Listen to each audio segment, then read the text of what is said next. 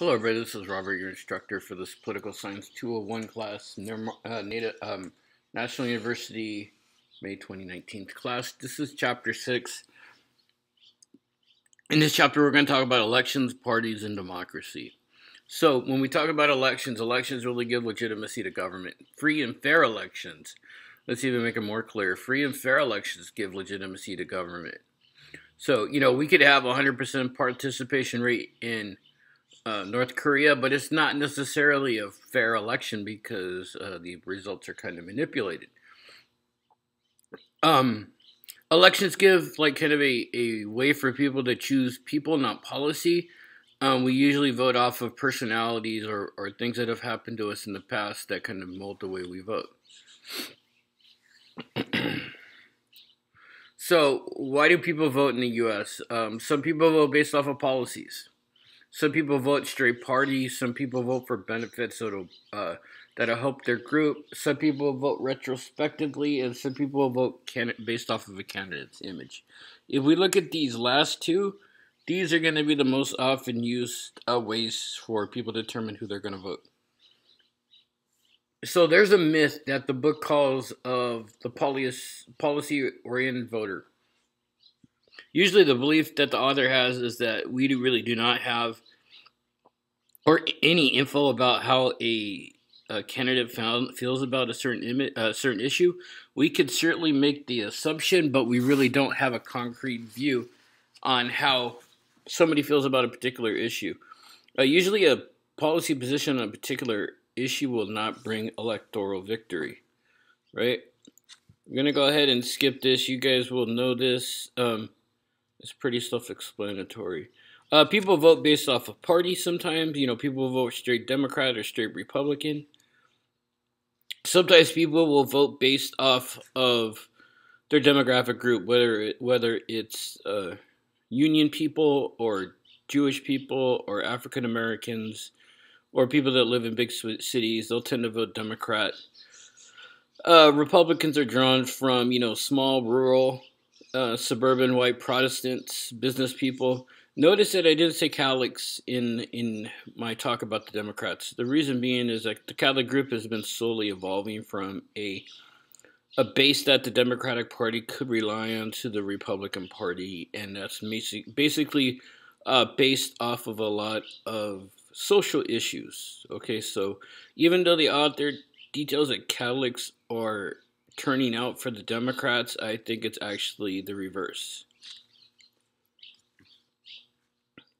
Sometimes we vote for things that might give us a group benefit, like older people, they have things on the line like Social Security and Medicare. They may tend to vote for the candidate that is more favorable to their issue. And a lot of the times we vote retrospectively. We're very much in a what have you done for me lately society, right? Sorry, I just had to reset this.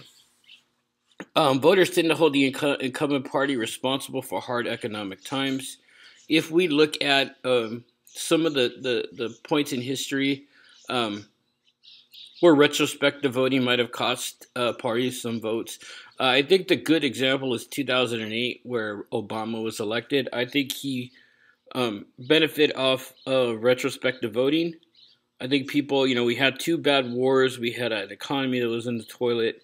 And I think that really helped him, and that gave kind of the impetus for him to be able to win the Democratic election and the nomination and eventually the presidential election. So I think 2008 is a good example of retrospective voting that we're talking about right now. We also tend to vote off of a candidate's image, right? How does a candidate appeal to us? Are they attractive? Are they smarmy? Are they mistrustworthy? Untrustworthy? One good example is the 1960 debates between JFK and Nixon. JFK, Harvard-educated, young, good-looking guy, debating Nixon, who was kind of gruff, who was sick at the time, sweating, didn't want to put any makeup on, went on national TV, had a debate. The ones that watched the television debate said that Kennedy won, right? The people that heard the debate on the radio said Nixon won. So I mean, that really has a big role in how we vote, and that is based off of a candidate's image. Now, political parties are oligarchies as well. As we have a very decentralized skeletal organization where we have a small number of people at the top deciding a lot for the people in the masses or the people at the bottom. And that's a good illustration. Sometimes when we talk about pluralist theory, we develop a responsible party model where we give some information that we believe that party should hold, and you could see these here. Recruiting candidates for office, holding elected officials accountable, organizing legislatures to initiate party control. But some of the problems with this is we really don't have a way to hold elected officials responsible for their campaign promises. If we look at some of Trump's directives, he hasn't been able to get total funding for his wall. That's a campaign promise that he really acted off of, and it's kind of something that still hampers him today. And we see that in, Obama ran off of the plan of also reducing student debt, which never happened, and we're seeing political candidates that are trying to do that now. So, there's really no way for us to kind of hold people to that. Now, when we talk about Democratic and Republican parties here in the U.S., those are the two prevalent. But I also like to give you some instances of other parties. As we know, the Libertarian Party is probably the biggest third party here in the U.S. The problem is they only have ballot access in 37 states. So they're only on the ballot in 37 of the 50 states, which makes it hard for them to get any real momentum behind their party. The Green Party's on 22 ballots, and the Constitution Party is on 13. And this is the biggest problem that these parties have, and the way that third parties can't get involved is because of ballot access. They do not have access to all ballots on all 50 states, which is kind of a shame. So here's the Democratic Party platform. I want you guys to look at it when you get a chance. The Republican, the Libertarian, the Green, and the Constitution. This all describes what are the goals of the party, and I want you guys to be able to take a look at that. Now, we're going to talk about two terms that comes out of this chapter. We're going to talk about de-alignment, and we're going to talk about realignment. De-alignment is when people detach themselves from a political party and make themselves independent, which is happening a lot, right? Remember, the plurality of our voters are going to be independent. So you withdraw yourself from a party and you become independent. The second term that we're going to talk about is realignment. That's kind of like what I was talking about with the Catholic voters, where they move from one political party to another, or when a whole demographic group drops out of a political party and joins another. So I think, like I said, my hypothesis was that the Catholic Party detached themselves from the Democratic Party and they realigned themselves with the Republican Party. Now, in order to win an election, and the most important thing is to realize is that most of your voters are going to be in the middle. So if we look at this chart right here where it says moderate, liberal, and conservative, most of our group is going to be between the M and the C lines, right? In order for you to win an election, whether you're liberal or whether you're a conservative, you have to move yourself along the ideological spectrum as close to the middle as possible to gain these voters without losing your base, all right? So if I'm a liberal, I want to move as close to the middle as I can to draw in voters without losing my liberal base. So that's basically what the voter medium theorem is. Now, when we talk about elections, primary elections are kind of the election process where political parties nominate who they want to run for government or government elected officials, whether it's president, senator, house, or rep. One thing about these primaries are that they only see about 20 to 30% participation rate. In comparison to a presidential election, we see about 60 to 65. So turnout in primaries is roughly half of what the presidential or the general election has. Now, when we talk about the nomination process for president, we're talking about president. The nomination process begins with the Iowa caucuses in January, and in New Hampshire, This kind of gives the media the ability to see who's serious. But it doesn't necessarily mean the people that are going to win are going to become the presidential nominees.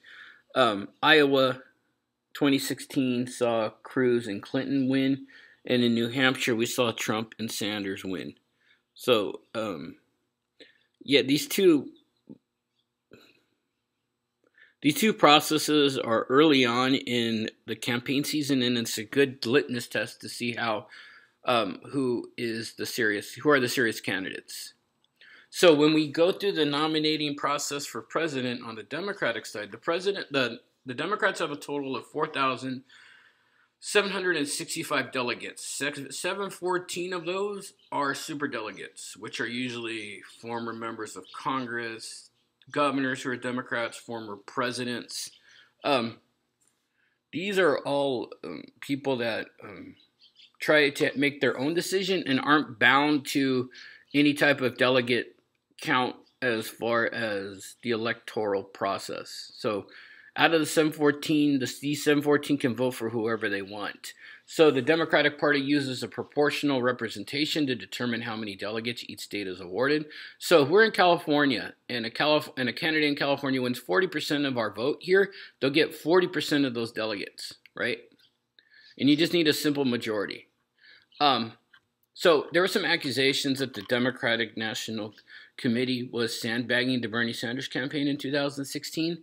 There was a WikiLeaks hack that showed emails going through the DNC that said that the DNC was bad-mouthing the Sanders campaign, that they should ask if he is an atheist, that they showed that they tried to show that the Sanders campaign was unorganized, and Donna Brazile, who was a former head of the DNC at the time, leaked primary debate questions at Clinton. Now we go back and open up this link. Maybe I should have checked it. All right, so let's try to do it this way.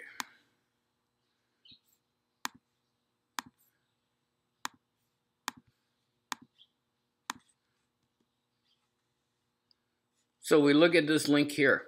This shows the Democratic delegates. So as we can see, the elites in the Democratic Party wanted Hillary Clinton to be the winner of the nominating process.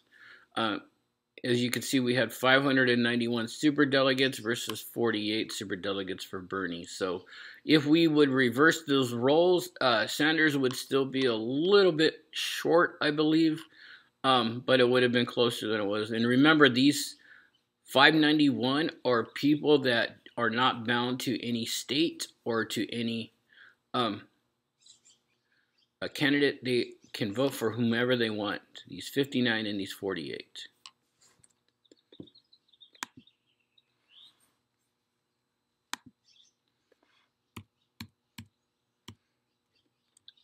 The Democrats just have kind of a little bit more simple process where you have 2,472 Republican delegates, and you need a simple majority. The winners of these delegates go and face off in the general election. Since some of you aren't in California, we're going to go ahead and skip that part. But we also have to really focus on money in elections. Usually if you focus on elections, there are about $3 billion spent per election per year. $10 million could be the cost if you want to be a senator, or $1.5 million if you want to be a House member. And if we look at Clinton and Trump, we see how much money they spent during that time. So one interesting thing, and we talked about participation, only about half a percent of people contribute $200 or more to a campaign. People who write maximums contributions are called fat cats. I think during the Class Live project that we do, we're going to talk about this Open Secrets website, and we'll look at it.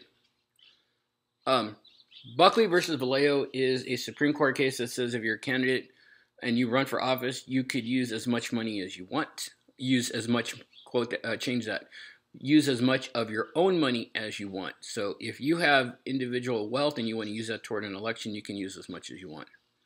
The Bipartisan Campaign Reform Act was something that was put in place in 2002. We're going to call it the BCRA from now on. What the BCRA did was it instituted a max where individuals can contribute $2,700 per election and to a candidate, and $33,000 per election to a political party. We'll look more at this when we get into interest groups, and we'll look at contributions, and we'll start determining what a political action committee is. Basically, a political action committee is set up to donate, to give money to a candidate or a campaign, and they're limited. But that brings us into something called SuperPACs, which we're going to talk about. SuperPACs are individual organizations that are created to fight or support a candidate. As long as they aren't affiliated with the candidate, they can spend as much money as they want. And we'll get more into it when we talk about this with regards to our class live meeting tomorrow. And we'll talk about the Citizens United case, which upheld this and said that corporations can spend as much money as they want supporting a candidate or fighting a candidate, as long as the candidate is not associated with that super PAC. And as a result, that they have a freedom of speech in order to protect that. And we'll get into that a little bit more. All right, so I think it's a really interesting topic, especially super PACs and Citizens United. We'll take a few minutes in our lecture tomorrow and talk about that. And it'll be more evident when we look at interest groups. Okay, that's all I got for now. Have a good day.